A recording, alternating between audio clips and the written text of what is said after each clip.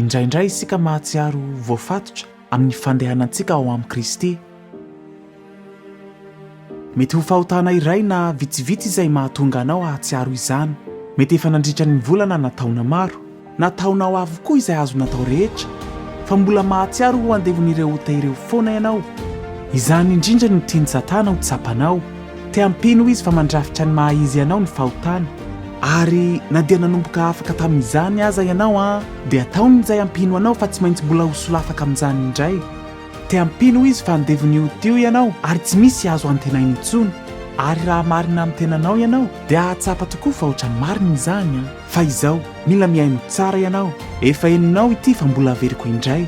Raha hampino an'i Kristy ianao dia tsy andevon'io taintsony. Tsy miteny izany aho satria fantatro tsara ianao na hoe mahafinaritra ny miteny zavatra tsara. Fa rehefa mijery ny Baiboly aho dia hitako fa raha misy olona ao amin'ny Kristy dia tsy afaka ho andevon'ny ota izy.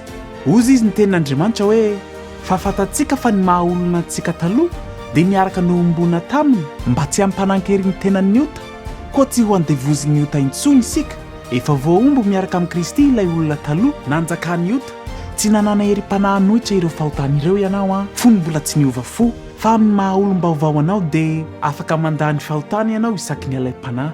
Hoy Paoly, fa iny ianareo dia maty ara-panahy noho ny fahadisonareo sy ny fahotanareo.